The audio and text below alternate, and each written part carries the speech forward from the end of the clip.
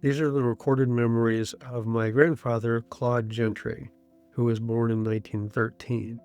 He lived through some very consequential times in America: World War I, the Great Depression, World War II, the Great Expansion after World War II. He saw a lot in his life. So here we go. To my children, you have requested many times that your mother and I make a record of our early lives, so I'll try. The earliest thing I can remember was in the second house that I lived in. I remember nothing of the house that I was born in. It was the next to the last house on the west side of the 200 block on South Eden Street in Shawnee, Oklahoma. I guess you would say I was born in Eden. That's in Oklahoma. I do not know the exact location of the second and third houses which I lived, but they were all quite close. They were within a few blocks of each other. About 1916, in the second house, I had a white mouse which escaped its box. I never caught it again, but could occasionally see it through the cracks in the floor. Don't forget, this was about 1916, and it really wasn't much of a house. Also, I must have liked certain greens. Mom would give me a little metal bucket, and I would go out in the yard and pick lamb's quarter. By the way, lamb's quarter, did a little research on that. It's kind of a wild spinach. It's sometimes called pigweed. It has vitamin A, calcium, and iron, so it's actually a pretty healthy thing to eat. And of course, there were no supermarkets back then. I was maybe 3 years old. The third thing I remember either happened in the second or third house. Mom and Dad took me down to the railroad station to see a troop train leave with our soldier boys leaving for World War I. We were concerned that Dad might have to go too. We gave them cookies, and they handed down from the car windows government-issued rations called hardtack. I definitely remember three things in the third house. Dad worked in the railroad. I think he was a fireman, and was away at night occasionally. One night, a man came to our house and knocked on the locked screen door. Mom told him to go away, but he wouldn't go. So she took Dad's Smith & Wesson .38 and shooed the screen door at him. I don't know whether or not he was hit, but there was a little hole in the screen door, and yes, he left. We did not have a storm cellar, which is a very necessary thing in Oklahoma then and now, but there was one next door to us. I remember being rushed through the rain and the wind to the safety of our neighbor's storm cellar. It was just a deep hole dug down with tree trunks and dirt as a roof. There were crude steps dug into the dirt, and when some rain would flow down the stairway, it was almost more frightening than the storm. My brother H.A. was born in this house when I was about 4.5 years old, and I wasn't allowed into her bedroom for quite some time, and there were lots of people scurrying in and out. My next memories are at the house which my dad bought on South Dixon. It was in the same block where I was born, but on the next street over on the opposite end. Eden Street was one block east of Dixon. I walked about 3 blocks to the little grocery for bread and such, and once in a while to get a penny's worth of candy, and that was pretty rare. I learned to ride a small bicycle that had solid tires. I left it in the backyard one time, and Dad backed the car over the rear wheel, ruining it. I was too short to reach the pedals of Dad's bike, but I decided I could just coast on it. So I pushed it onto our back porch, climbed on the seat, kicked the porch, and coasted off down the slight incline toward the front yard. I didn't want to go down the steep driveway to the dirt road, but I couldn't reach the pedals to stop, so I ran into a large tree in the front yard. But somehow no harm was really done. 2 memories I can't place time-wise. I think they happened at about the third house.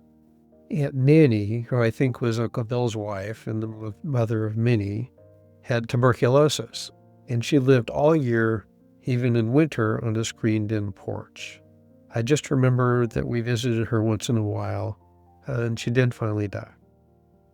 The other is Dad's mother. We called her Little Granny, because Mom's mother was bigger than she was.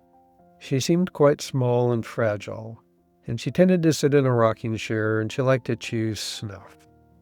I used to cut a small limb from an elm tree for her to use as a thing to dip into the snuff box.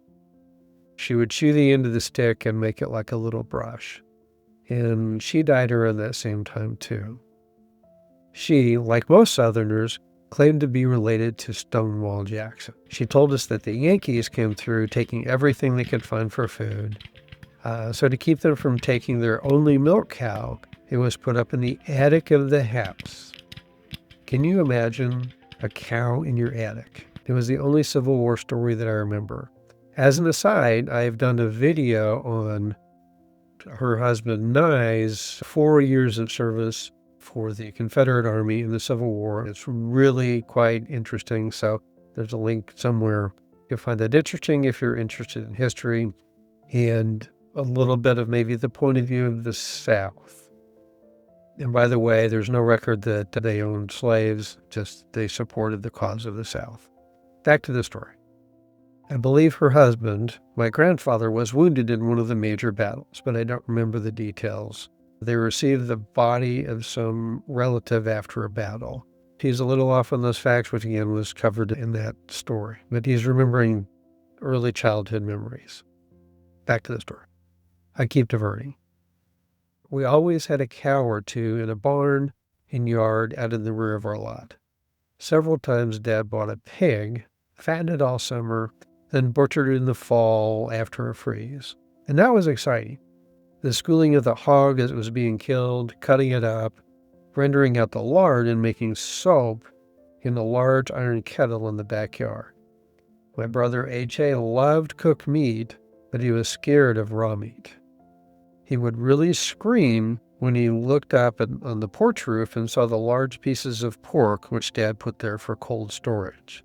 There were no refrigerators in those days, just an ice box in the summer. We would put a card in the front window so the iceman would know how much ice to bring us when he went by in his horse-drawn wagon.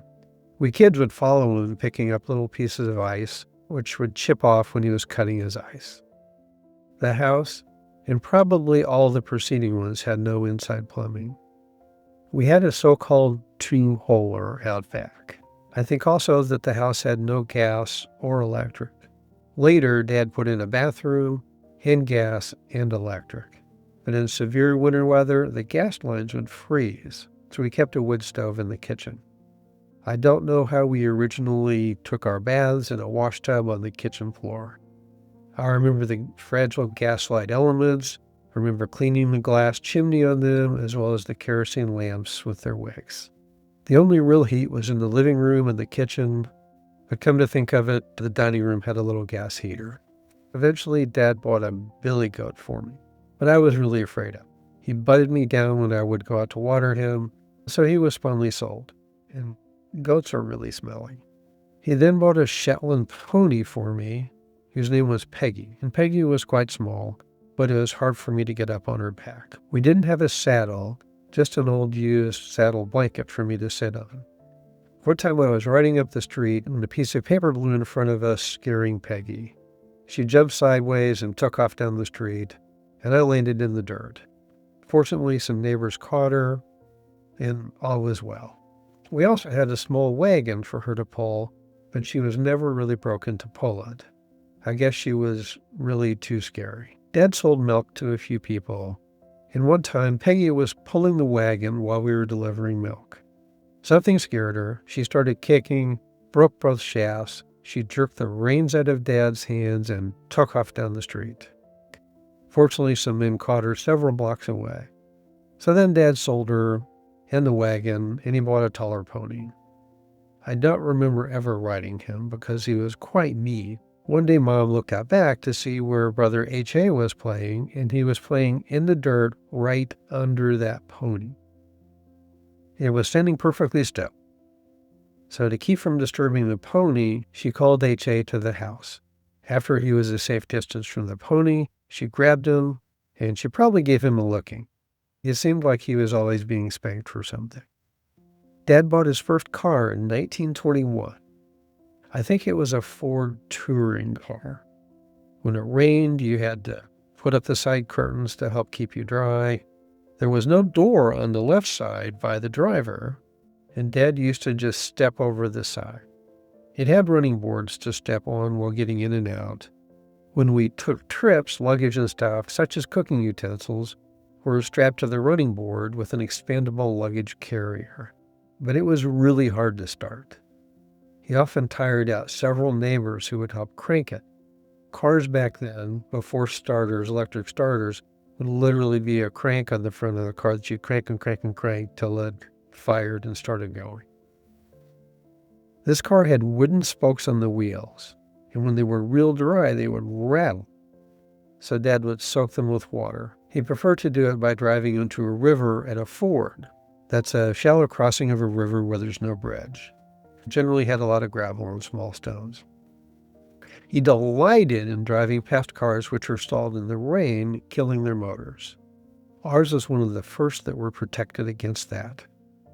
In those days, the only paved roads were some of the main streets in the cities. The best highways were graveled, and really not very many of them. Dirt roads were full of ruts and were muddy and were really treacherous when they were wet. Dad used to accuse local farmers of pouring water on them to make for a bad mud hole, so he could charge them for pulling out cars that got stuck in.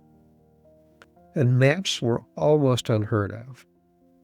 There weren't any marked or numbered highways. A few main routes were poorly marked by painting a combination of colors on a telephone pole every few miles. A water tower in the distance told you where the next town was, and there were no motels. There were a few tourist cabins, generally on farms, but Dad would ask a friendly farmer if we could stay overnight in his yard near the barn and use the well. And so we would sleep in the car or on the ground near it. If it rained, we would roll up under the car or sit up inside. We took a trip to visit some relatives in the Cherokee Nation. They lived in the backwoods in a log cabin. Their butter and milk was kept cool in a natural spring. And I remember a large fish lurking down in the rocks. Uncle Joe, presumably who lived on the Cherokee Nation, chewed tobacco, and he and other men were talking about how sweet their homegrown tobacco was. I had a real sweet tooth, so I had a chance and I took a bite. Yuck. I never tried it again. So that's the first section of this reading of my grandfather's memoirs or memories. To me, some of this is how different their lives are to the lives we have today. Pulling into a farmer's yard, sleeping underneath a car, kind of unheard of today. Dirt roads, limited electricity, cars that protected against weather.